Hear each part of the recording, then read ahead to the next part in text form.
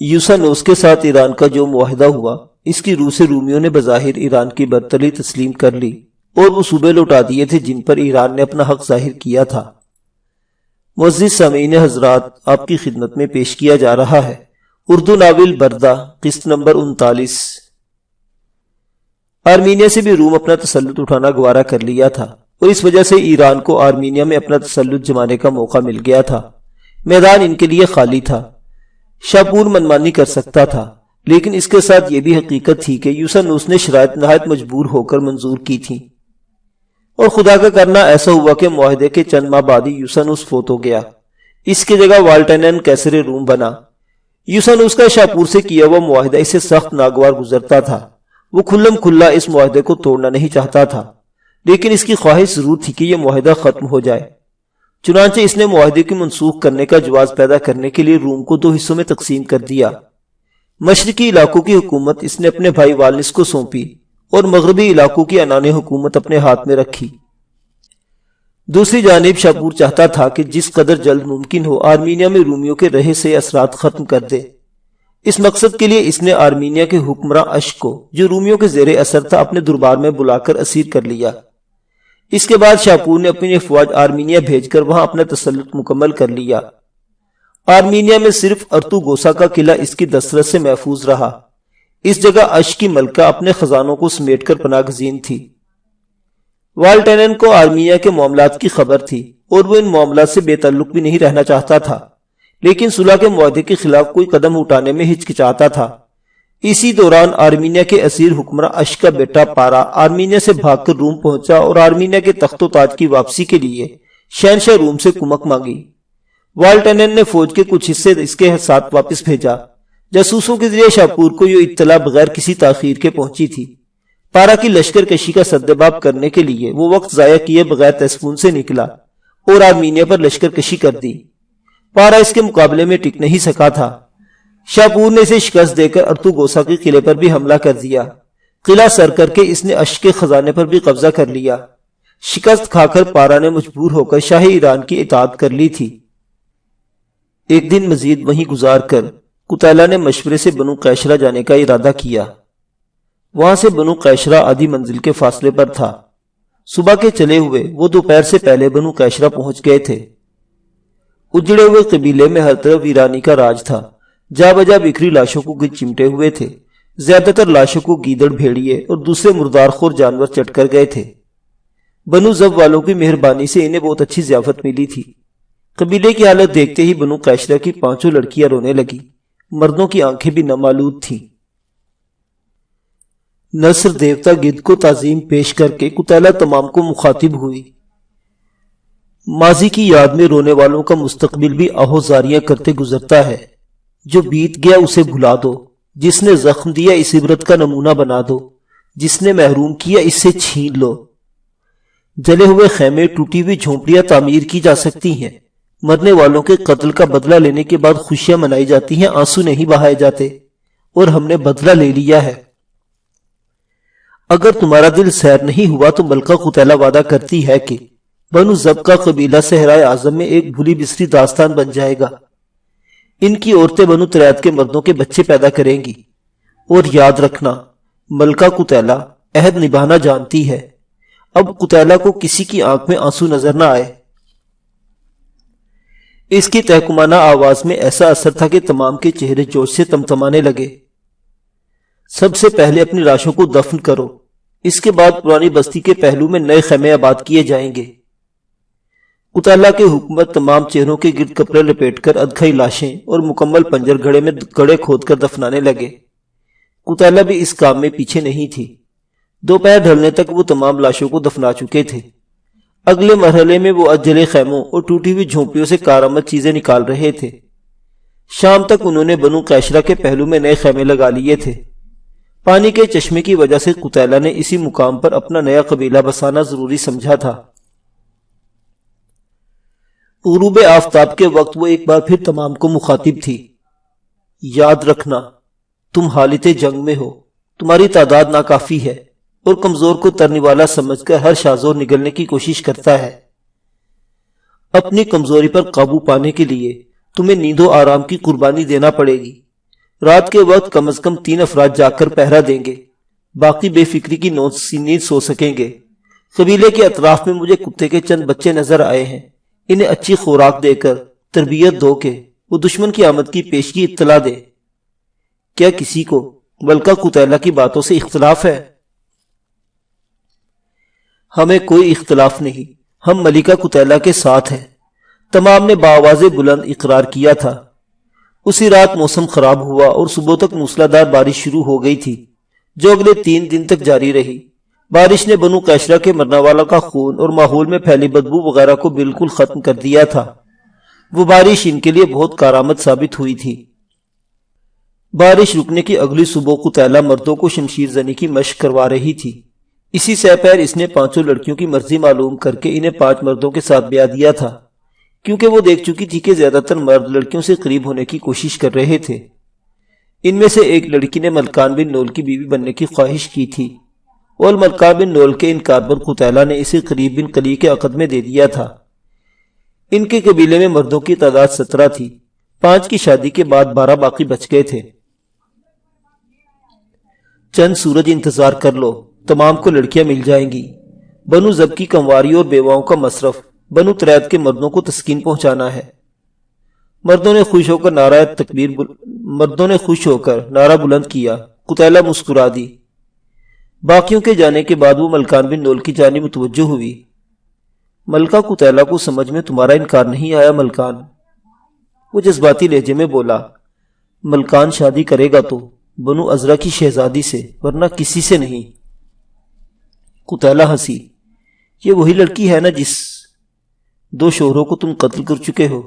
جی ملکہ۔ ملکان نے اس بات میں سر ہلایا۔ تو کیا ایک عورت تمہارے لیے کافی رہے گی؟ وہ مل جائے تو ملکان کسی دوسری عورت کی خواہش نہیں کرے گا۔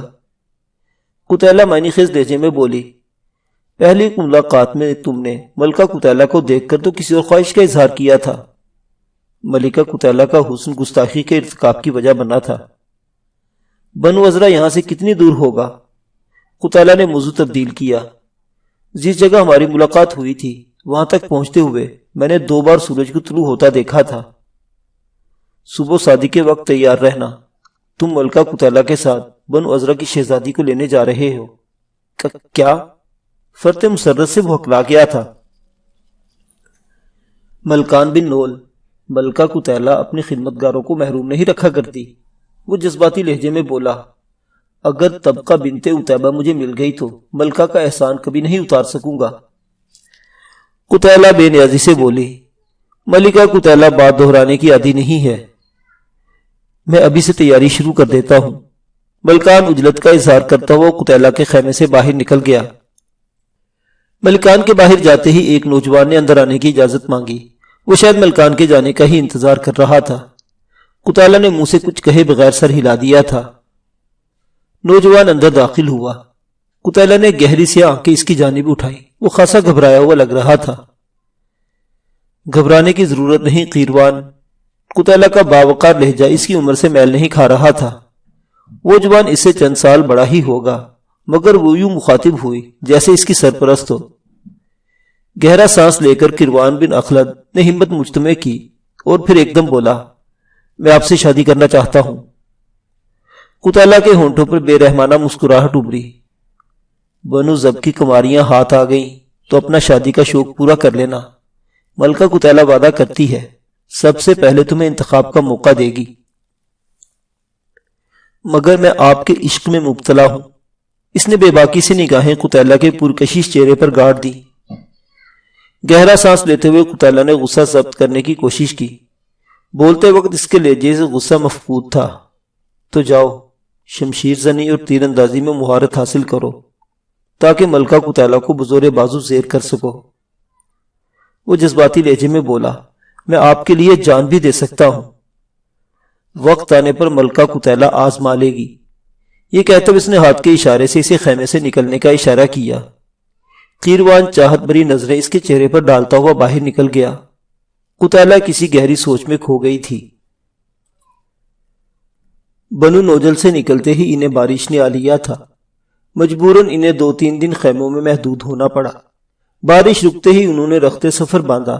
مزید چند قبائل کی خاک چھاننے کے بعد بہرام مایوس ہو گیا تھا۔ بنو ویل کے مضافات میں پڑاؤ ڈالتے ہوئے وہ مرہ بن اسمت سے اسی متعلق بات کر رہا تھا۔ میرا خیال ہے ہم وقت ضائع کر رہے ہیں۔ شاید ایسا ہی ہو، مرہ نے کندھے اچکاتے ہوئے جواب دیا، لیکن یہ بھی یاد رہے کہ ایک غلام لڑکے کو صحرائے اعظم میں تلاش کرنا اتنا آسان کام بھی نہیں ہے۔ یہ بھی ممکن ہے کسی خریدنے والے نے آگے بیچ دیا ہو، کیونکہ مجھے اچھی طرح یاد ہے کہ غلاموں کی نیلامی کے وقت قافلہ تجارت کی غرض سے ہیرا کی طرف جا رہا تھا۔ تو واپسی کے بارے میں کیا مشورہ ہے؟ بہرام نے ترجمان کی وساطت سے پوچھا۔ مرہ بے پرواہی سے بولا، آپ کی مرضی پر منحصر ہے، اور اگر میرا مشورہ معلوم کرنا ضروری ہے تو میرا خیال ہے جن قبائل کے نام ہمیں معلوم ہے وہاں ایک بار جا کر پوچھنا چاہیے۔ ان کی گفتگو کے دوران ہی بنو ویل کے چند معززین وہاں پہنچ گئے تھے۔ بنو ویل کا سردار مصدع بن فراز بھی انہی کے ہمراہ تھا۔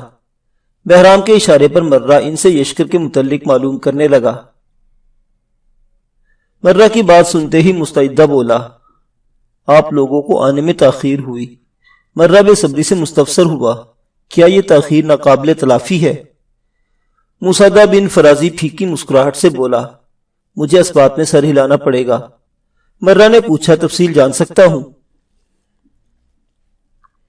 سردار مصدع تفصیل بتاتا ہوا بولا، یشکر نامی فارسی لڑکا شریم بن سمامہ نے خریدا تھا، جو بنو جساسہ کے سردار کا بھائی تھا۔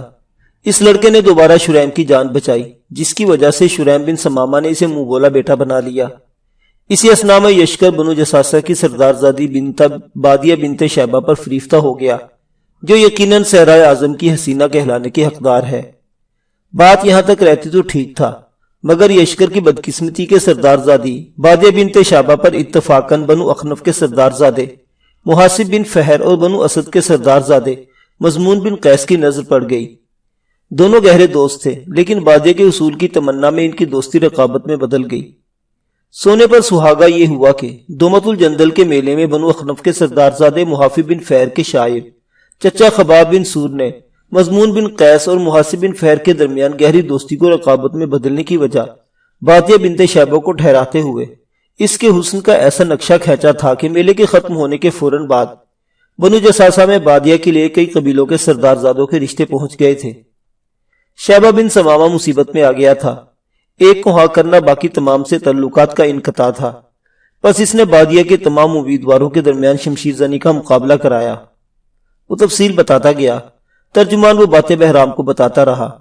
آخر میں مصدع بن فرازی کہہ رہا تھا، بنو جساسہ میں بمشکل چند بوڑھے مرد و زن، کچھ زخمی اور کچھ کمسن بچے بنو نوفل کی یلغار سے بچ پائے ہیں۔ اکا دکا نوجوان ہی بھاگنے میں کامیاب ہو سکے ہیں، اور اب تک وہ بنو نوفل کی شکاری ٹولیوں سے بچتے پھر رہے ہیں۔ بھاگنے والوں میں یشکر سر فہرست ہے، جس کی تلاش کے لیے بنو نوفل والے پاگلوں کی طرح صحرائے اعظم کی خاک چھان رہے ہیں۔ وہ جوان مرد نہ صرف خود ان کا گھیرا توڑ کر بھاگ گیا ہے، بلکہ ساتھ اپنی محبوبہ کو بھی لے گیا ہے۔ بادیہ بھی اس کی ہمراہ ہے۔ بنو جساسہ کی تباہی کی خبر وہ پہلے بھی 2-3 قبائل سے سن چکے تھے، لیکن اتنی تفصیل سے انہیں کسی سے معلوم نہیں ہوا تھا۔ خاص کر یشکر کا ذکر وہ پہلی بات سن رہے تھے۔ دوسرے قبائل کو بنو جساسہ اور بنو نوفل کے جھگڑے کی بابت ضرور معلوم تھا، لیکن یشکر کی ذات سے وہ لا علم تھے۔ یشکر کے بارے میں انہیں بس اتنا معلوم تھا کہ وہ بنو جساسہ کے سردار کے بھائی کا منہ بولا بیٹا تھا۔ بہرام کے کہنے پر ترجمان نے مصدع سے پوچھا، کیا آپ اندازہ لگا سکتے ہیں کہ یشکر نے کون سی سمت اختیار کی ہوگی؟ مصدع بولا، میرے خیال میں تو اسے بنو جمل یا بنو لخم یا ہمارے پاس پناہ کے لیے آنا چاہیے تھا، کیونکہ یہ تینوں بنو جساسہ کے حلیف تھے۔ ادھر نہ آنے کی وجہ ایک ہی ہو سکتی ہے، یشکر بادیہ کو لے کر فارس کی طرف نکل گیا ہے۔ اپنے وطن پہنچ کر ہی وہ بنو نوفل کے عطاب سے بچ سکتا ہے۔ بنو نوفل کے چند ٹولیاں بھی دبا اور بنو کاظمہ کی جانب روانہ ہو چکی ہیں، تاکہ وہ یشکر کو فارس میں داخل ہونے سے پہلے گرفتار کر سکے۔ بہرام کے ایک معزز ساتھی نے کہا، ان حالات میں تو واپسی کا فیصلہ ہی قابل عمل ہو سکتا ہے۔ لمحہ بھر سوچ کر بہرام نے خیال ظاہر کیا، میرا تو خیال ہے کہ بنو جمل اور بنو لخم کا جائزہ بھی لے لینا چاہیے، ہو سکتا ہے یشکر وہاں چھپا ہو۔ اس کی زبان سے بنو لخم و جمل کا نام سنتے ہی مصدع ترجمان سے استفسار کرنے لگا، اور ترجمان نے اس تک بہرام کی بات پہنچا دی۔ وہ اعتماد سے بولا، اگر انہوں نے بنو جمل یا لخم میں پناہ لی ہوتی تو میں ناعلم نہ ہوتا، بلکہ حقیقت تو یہ ہے کہ بنو جساسہ کے حلیف قبائل کے باہر بنو نوفل کی شکاری ٹولیاں مسلسل گشت کر رہی ہیں تاکہ یشکر کو قبیلے میں گھسنے سے پہلے ہی گرفتار کر لیا جائے۔ سردار مسعدہ سے مزید گفتگو کرنے کے بعد بہرام نے واپسی کا ارادہ کر لیا تھا۔ یشکر نے جن حالات میں راہ فرار اختیار کی تھی، اسے پورا یقین تھا کہ وہ فارس کا رخ کرے گا۔ اس کے برعکس ہونے کی صورت میں بھی اسے ڈھونڈنا کارودار تھا، کیونکہ صحرائے اعظم میں ایک ایسے شخص کی تلاش جو دشمنوں سے چھپتا پھر رہا ہو ناممکن نہیں تو مشکل ترین ضرور تھی۔ سب سے بڑھ کر سبرینا کی جدائی اسے کھل رہی تھی۔ اگر یشکر فارس نہ پہنچا ہوتا تو تھوڑے عرصے بعد دوبارہ ادھر کا رخ کیا جا سکتا تھا۔ اس کا ارادہ جان کر اس کے ہمراہ آئے ہوئے سپاہیوں کے چہرے بھی کھل اٹھے تھے۔ معزز سامعین حضرات، عرب و عجم کی یہ حسین داستان ابھی جاری ہے۔ بادی اور یشکر کے بارے میں آپ کو اگلی قسط میں بتائیں گے، سننا مت بھولیے گا۔ دیکھتے رہیے ناولستان، اسلامی اور تاریخی کہانیوں کا مرکز۔ اللہ حافظ۔